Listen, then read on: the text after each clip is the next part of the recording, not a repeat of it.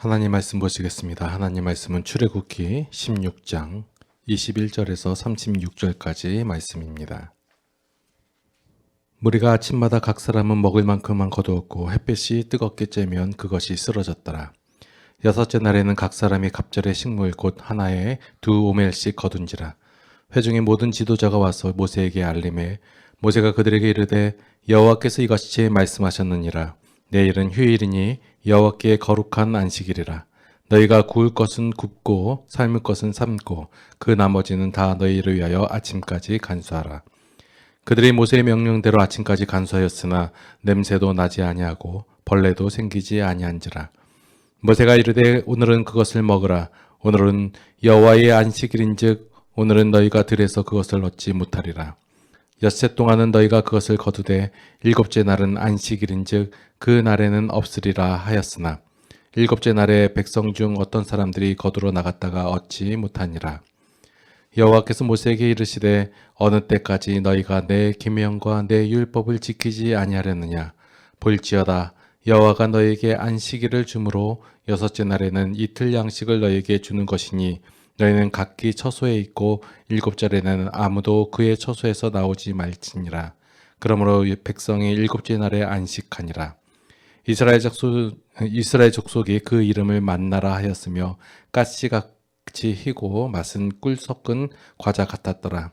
모세가 이르되 여호와께서 이같이 명령하시기를 이것을 오멜에 채워서 너희의 대대 후손을 위하여 간수하라. 이는 내가 너희를 애굽 땅에서 인도하여 낼 때에 광야에서 너희에게 먹인 양식을 그들에게 보이기 위함이니라 하셨다 하고 또 모세가 아론에게 이르되 항아리를 가져다가 그 속에 만나 한 오멜을 담아 여호와 앞에 두어 너희 대대로 간수하라.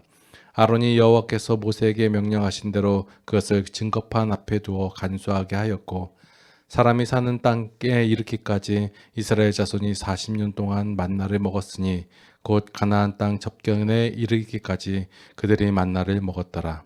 오멜은 10분의 1 에바이더라. 아멘. 오늘은 은혜가 무엇인지에 대해서 먼저 말씀을 드리고 오늘 본문의 말씀을 이어가도록 하겠습니다. 어느 때 사람들이 은혜를 받았다. 이것이 나의 은혜입니다. 라고 얘기를 하냐면 자신이 힘들거나 어렵거나 공경에 처했을 때 그것을 해결받았을 때 아니면 어떤 도움이 되었을 때 은혜를 받았다라고 말을 합니다. 이게 일반적인 은혜예요. 그런데 기독교에서 말하는 은혜와 이 일반적으로 말하는 은혜가 같은 의미인지 한번 생각해 볼 필요가 있습니다. 보니까 스님들도 은혜라고 얘기하고 일반적인 사람들도 은혜다라고 얘기를 해요. 그럼 그 은혜가 각각 처한 어려움이 있을 때 그 도움이 되기만 하면 다 은혜다. 그럼 도움을 주는 그 대상에는 상관없이 기준점이 자신이 되는 거예요. 내가 도움을 받았다. 그러니까 그것이 은혜다.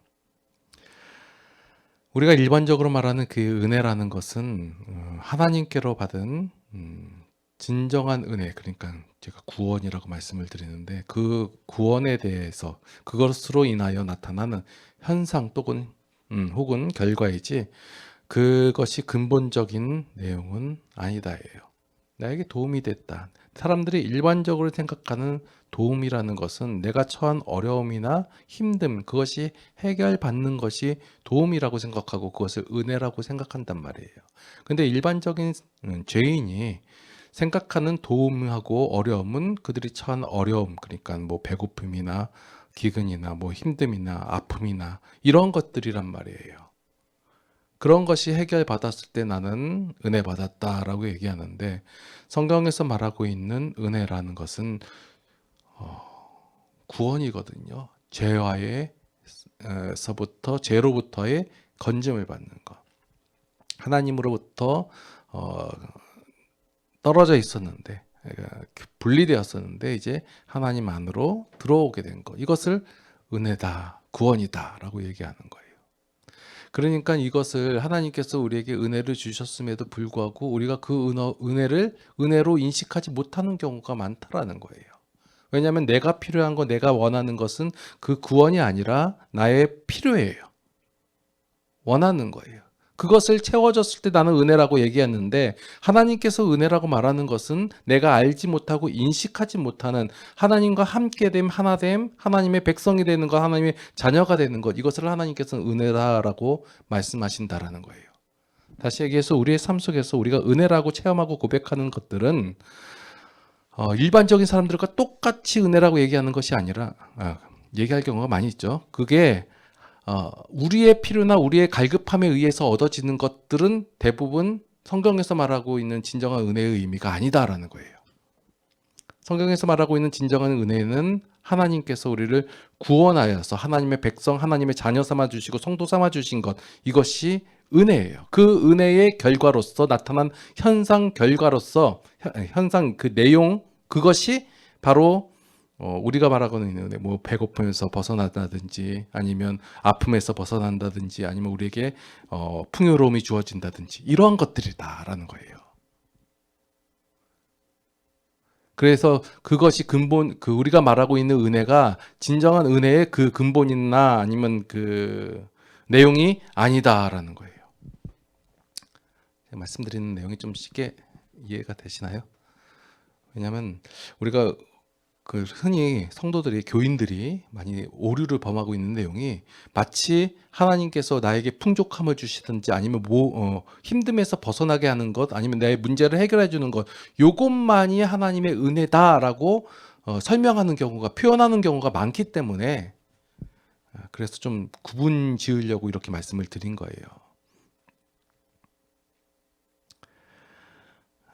그래서 우리가 은혜를 받는 조건, 아니면 혹은 복 받는 조건을 말하는 순간 그것은 그 기독교의 근본적인 내용에서 벗어나 버리게 된다라는 거예요.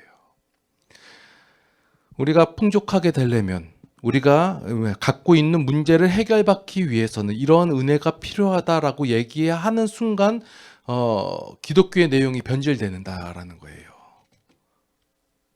왜냐하면 우리가 지금 우리가 출애굽기를 보아오면서 하나님께서 이스라엘 백성들에게 은혜 내리시는 이 장면들이 우리가 생각하고 여태까지 알고 있던 그 은혜의 내용과 조금 사뭇 다르다라는 거예요. 지난주에 설교에 이어서 하나님의 은혜를 뭘로 표현했냐면 만나로서 표현을 했단 말이에요. 그러면 요 만나를 주어지는 과정 속에서 우리가 불평불만했을 때에도 하나님께서는 변함없이 만나를 주셨고, 우리가 감사하고 찬양한다고 어떤 모양과 우리의 조건이나 반응이나 상관없이 하나님으로 말미암아 만나가 주어졌다라는 거예요. 은혜가 주어졌다라는 거예요. 백성들이 하나님께 원망과 불평을 했다 할지라도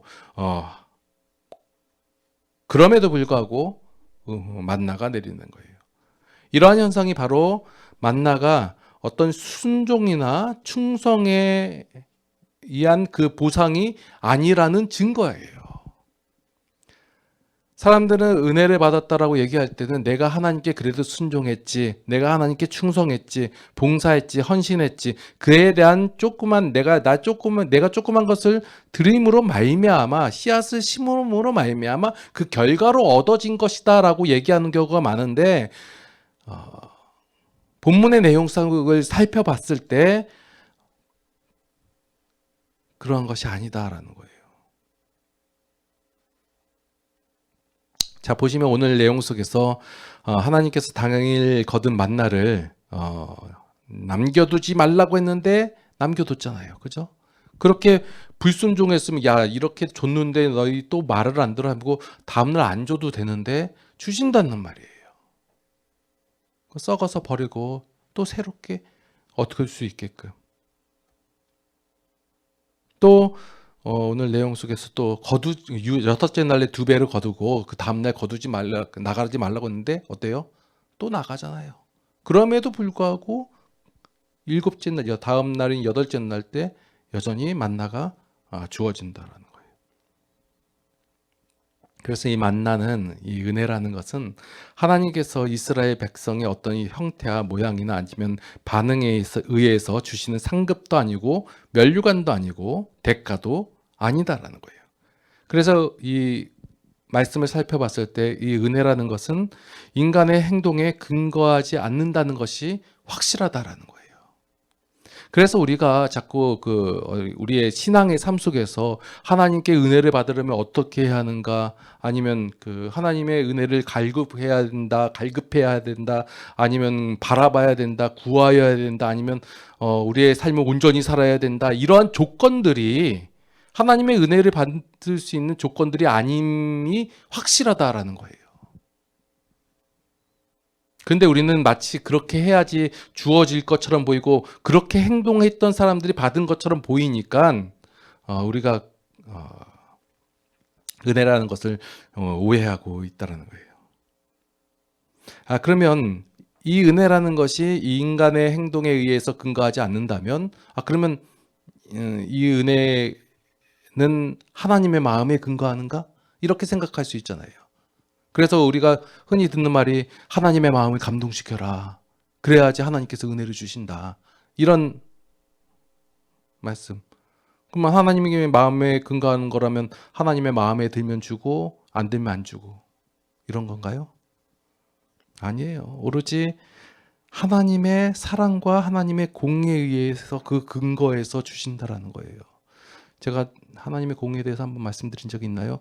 하나님의 공의는 그 근거의 그 기준이 우리한테 있지 않고 하나님께 있다라는 거예요. 그러니까 우리의 모양과 모습에 상관없이 그냥 하나님의 공에 근거하여, 하나님의 사랑에 근거하여 하나님께서 우리에게 은혜를 주신다는 거예요. 그러면 우리가 은혜 받는 자의 모습이나 태도나 헌신이나 반응이나 상관없이 하나님께서 주시는 것이 은혜다예요. 그 은혜를 여러분들이 받으셨다라는 거예요. 자꾸 제가 이렇게 말씀드리고 강조하는 이유는 우리가 완악하기 때문에 자꾸 잊어버리고 까먹고 다시 다른 방법이 있는 줄 알고, 또 그리고 하나님께서 주시는 은혜가 내가 바라고 있는 그 은혜, 바라고 있는 것만이 다인 것처럼 생각하기 때문에 제가 이렇게 계속해서 반복적으로 말씀을 드리는 거예요. 자, 하나님께서 이스라엘 백성들에게 만나를 주시면서 시험하시잖아요. 이게 뭐냐면 유혹이라는 단어가 아니라 테스트예요. 여기서는 테스트. 요즘 애들 시험 보잖아요. 시험 보는 테스트하는 이유가 뭐예요? 시험 봐가지고 막 혼내려고. 그게 아니라 시험이라는 것은 학생들이 공부하는 과정 속에서 주어지는 거예요. 교육의 일환이에요. 시험을 보는 이유는 교육하고자 하는 거예요. 여태까지 배워온 것을 점검하고 부족한 점이 있으면 그 다음번에 채워가고, 이 교육의 일환으로서 시험을 보는 거거든요. 마찬가지로 하나님께서 만나를 주시면서 이스라엘 백성들이 지금 시험하고 계시는 거예요. 시험한다는 것은 교육하고 가르치신다는 의미로서의 시험이지 유혹해가지고 넘어지면 때리고 그런다는 의미가 아니거든요. 그래서 가르치는 내용이 뭐냐면 사람이 떡으로만 사는 것이 아니고 여호와의 입으로 나오는 모든 말씀으로 사는 줄을 내가 알게 하려 하는 것이에요. 이건 예수님이 써먹은 말씀이잖아요. 신명기에 나오는 말씀인데, 하나님께서는 만나를 통해서, 그러니까 은혜를 통해서 우리가 생각하고 있는 먹을 것이 풍족하면, 아니면 좋은 조건과 상황이 주어진다면 잘 살 수 있을 거라는 그 착각을 깨트리기 위해서 이 은혜를 주시는 거라는 거예요. 이 만나 사건을 통해서 이스라엘 백성, 그리고 지금 우리에게 주시는 말씀은 우리가 먹을 것, 아니면 좋은 조건, 좋은 상황이 주어지면 내가 잘 살고 좋을 것이다 라고 생각하고 있는 이 착각을 깨트리기 위해서 하나님께서 만나를 통해서 역사하고 가르치시고 계신다라는 거예요. 인간의 문제가 바로 죄이고 그것을 해결해 주실 분이 오로지 하나님을 알게 하시기 위해서 이 만나 사건을 통해서 보여주신다라는 거예요. 사람들은 무엇 때문에, 그러니까 어떤 환경이나 상황 때문에 하나님께 순종하지 못한다고 생각을 하지만 하나님께서는 그 원인을 정확하게 알고 계세요. 죄에 사로잡혀 있기 때문에, 저희가 죄 가운데 익숙해 있기 때문에 순종하지 못한다는 그 이유를 알고 계시기 때문에 끊임없이 반복적으로 지속적으로 은혜를 더하시는 거예요. 이 만나가 보면 40년 동안 계속 내려요. 그죠? 이스라엘 백성들이 광야 생활 동안 얼마나 하나님께 불순종했어요. 불평을 하고. 그럼에도 불구하고 계속 주어져요. 끊임없이.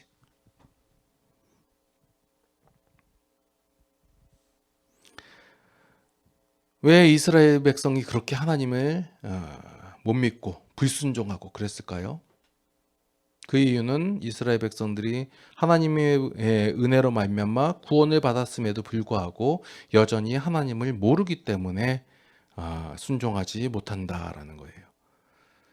하나님을 우리가 안다라고 말할 때 그 하나님을 안다는 것은 하나님께서 무엇을 우리에게 공급해 주고 계시는지를 아는 것이고 우리의 삶을 어떻게 책임지고 가시는지를 내가 바라고 내가 생각하고 있는 모양대로 책임이 아니라 하나님께서 말씀하시고 하나님께서 알려주신 대로 책임지신다는 것을 우리가 아는 것이에요. 이스라엘이 광야 생활 40년을 하면서 의식주가 해결된 삶을 살았어요. 자, 의식주가 해결되는 삶이 바로 우리 모두가 바라고 꿈꾸는 삶 아닌가요? 지금 여러분들 왜 열심히 일을 하시고 삶을 살아가시나요? 의식주 해결하기 위해서 그런 거 아닌가요? 우리가 고민하고 있는 대부분의 문제가 바로 이 의식주에 대한 것인데 이러한 것들이 광야 생활 40년 동안 이스라엘 백성들은 다 해결이 됐다라는 거예요. 광야에서 이스라엘 백성이 살 수 있었던 것은 그들의 수고나 헌신, 순종이 아니라 하나님의 은혜의 결과라는 것이 말씀을 통해서 명확하게 증명이 되었다라는 거예요. 그래서 우리의 신앙은 어떤 조건의 문제가 아니라 우리의 존재의 문제라는 거예요.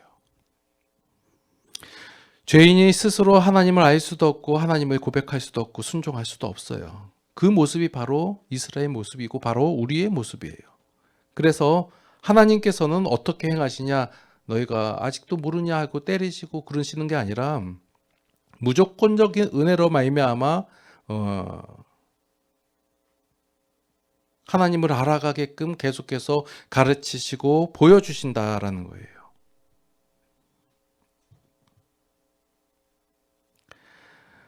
그래서 이 성도는 하나님의 은혜로 말미암아 구원받은 자들이에요. 출애굽한 이스라엘과 같은 삶을 살고 있는 자들이 바로 우리 성도들이라는 거예요. 그러면 이스라엘 백성들의 삶을 미뤄보아서 구원을 받았다고 해서 구원의 삶을 누리는 것이 아님을 우리는 알 수 있다라는 거예요. 그러니까 왜 교회 다니는 사람이 구원받았다고 하는 사람이 지난번에 보니까 눈물도 콧물도 다 흘리면서 하나님을 나의 하나님이라고 사랑한다고 고백했던 저 사람이 왜 지금의 삶이 저 모양이냐라고 얘기할 수 있는 것은 우리가 구원을 받았다고 할지라도 우리가 그 하나님에 대해서 알지 못하고 우리가 인정하지 않는다면 그 하나님께서 주시는 구원의 삶을 누릴 수 없다라는 거예요. 이스라엘의 모습이 그랬어요. 끊임없이 불평하고 불순종하고 그랬어요. 끊임없는 하나님의 은혜에 비례해서 끊임없는 이스라엘의 불순종, 이것을 대조하면서 보여주심으로 말미암아 인간이 얼마나 완악하고 하나님의 하나님의 도우심 없으면 어떻게 살 수가 없다라는 것을 말씀 속에서 보여주고 있는 거예요. 그래서 신앙은 아는 만큼 보이는 것이고 아는 만큼 누리는 것이다. 그래서 우리의 삶 속에서 영생을 맛보며 구원을 누리는 자가 누군가라는 거예요. 그래서 우리가 깊게 처음에는 우리의 배고픔이나 우리의 어려움이나 우리의 문제가 해결됨으로 말미암아 이것이 하나님의 은혜가 아니던가라고 생각하는 것에서 더 나아가서 우리가 하나님을 인정하고 알아가고 고백하는 것, 이것이 우리의 하나님께서 우리에게 주시는 은혜구나라고 인정하게 되는 삶, 이거예요. 자, 그래서 오늘 본문 속에서 보면 무슨 내용이 나냐면 만나를 통해서 이제 교육하시는 내용이 바로 안식일이다라는 거예요. 창세기부터 지금 오늘 본문 전까지 그 안식일의 개념이 없었어요. 이때부터 나오는 거예요. 자, 첫째 날 하나님께서 창조하시고 둘째 날, 셋째 날, 다섯째 날, 여섯째 날 해가지고 인간까지 창조하시고 일곱째 날 안식하셨잖아요. 그러면 여덟째 날 다시 창조 시작인가요? 반복되는 게 아니에요. 일곱째 날 이후로 계속 이어진 삶이에요. 그 전에 이스라엘 백성들에게 아니면 그 아브라함의 후손 모두에게 안식이란 개념이 있었나요? 없었어요. 그냥 사는 거예요. 삶을 살아가는 거예요. 하나님 입장에서 보면 그것이 일곱째 날이고 지속적으로 이어진 삶이에요. 이스라엘 백성에게는 이 안식이라는 개념이 없었어요. 그 애굽 땅에서 뭐예요? 계속해서 고통의 삶이었다는 거예요. 자, 6일 동안 우리가 열심히 그 벽돌 만들고 해가지고 고생했으니까 하루 쉬는 날 줬던가요? 그 내용 없어요. 그냥 고통의 나날들이에요.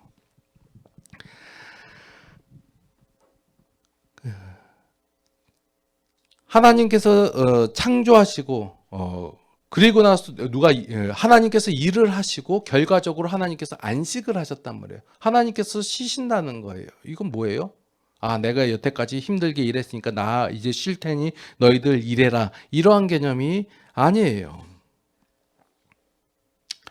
하나님께서 안식하신다 말의 의미는 아무것도 안 하고 쉬신다라는 것이 아니에요. 6일 동안에 모든 것이 완벽하게 퍼펙트하게 이루어졌기 때문에 더 이상의 다른 일이 필요 없고 더 이상의 다른 일이 존재하지 않는다라는 의미로서 안식한다라는 거예요. 그런데 이스라엘 백성이 이제부터 오늘 본문에서부터 안식에 들어가는 거예요. 일곱째 날에. 이스라엘 백성이 무엇을 했나요? 한 게 없어요. 그런데 안식이 주어진다는 거예요. 이 안식이 무슨 안식이냐면 여호와의 안식일이에요. 다시 얘기해가지고 이 안식이라는 의미는 하나님께서 완성시키고 만드시고 하나님께서 일하셔서 결국적으로 주어진 것을 인간이 누린다라는 거예요. 이것이 안식일의 의미예요.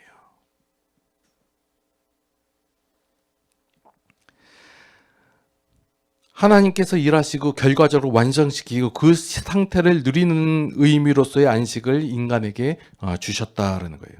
사람에게 있어서 이 일의 의미는 이 일이라는 것은 결과를 만들기 위한 어떤 행위나 노력을 일이라고 얘기해요.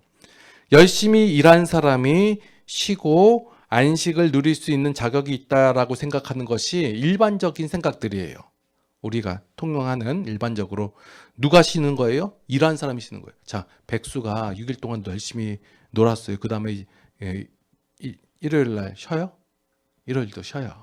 예, 계속 쉬어요. 그것을 안식했다라고 얘기하나요? 안 그래요. 사람들은 내가 일 다니고 직장 다니고 했으니까 주말에 쉬어야지. 이런 개념이란 말이에요. 어떤 그 결과를 이루기 위해서 열심히 일한 사람이 결국 누릴 수 있다는 것이 일반적인 생각들인데 이 안식일을 우리에게 주어졌다는 것은 일반적으로 말하는 주말과 기독교에서 말하는 안식일이 차이가 있어요. 일반적인 주말은 사람들이 열심히 자신의 노력의 결과를 얻어가는 거거든요. 또 다른 노력을 하기 위해서 또 잠시 쉼이 될 수도 있고.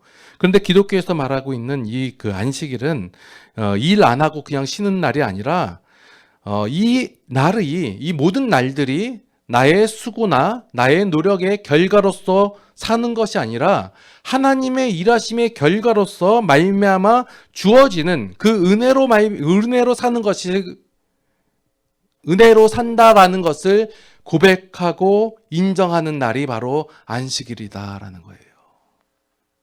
그냥 내가 일주일에 하루 해가지고 교회 와서 예배 드리고 그냥 쉰다라는 개념이 아니라 내 모든 날들이 내가 주어져서 사는 이 삶이 하나님의 일하심의 결과로서 내가 그것을 누리는 삶이다라는 것을 내가 인정하는 행위가 바로 안식일을 지키는 거예요. 고백하는 것이 바로 안식일을 지키는, 그냥 일 안 하고 쉬는 거다. 보니까 율법에 보니까 아무것도 하지 말라고 했으니까 내가 아무것도 안 하고 집 밖에 나가지 말라고 했으니까 집 밖에 안 나가고 돈 안 쓰고, 이게 안식일의 개념이 아니라 내게 주어진 삶이, 내가 살아가는 이 삶이 결국은 하나님께서 일하심으로, 하나님께서 역사하심으로 말미암아 그 하나님의 은혜로 말미암아 주어진 삶이라는 것을 내가 안식을 통해서 고백하고 인정한다라는 거예요. 기도하시겠습니다. 우리는 참으로 완악합니다. 하나님께서 우리에게 은혜를 주셨음에도 불구하고 그 은혜를 알지 못합니다. 마치 다른 은혜가 하나님의 은혜인 것처럼 생각하고 그것이 마치 다인 것처럼 생각할 때가 있습니다. 이러한 저희의 무지함을 용서하여 주시옵소서. 이제 우리의 삶 속에서 하나님의 은혜를 깨달아 알게 하여 주시옵소서.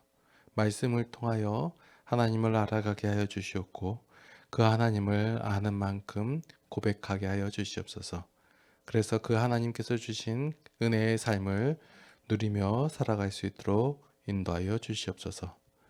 이제는 우리 주 예수 그리스도의 무한하신 은혜와 하나님 아버지의 극진하신 사랑하심과 성령님의 감화 감동 교통 인도 보호 역사하심이 이제 하나님의 은혜를 알아 이 땅에서 그 하나님의 은혜를 누리며 살아가길 원하는 모든 성도들 머리 위에 이제로부터 영원토록 함께 하시옵기를 간절히 축원하옵나이다. 아멘.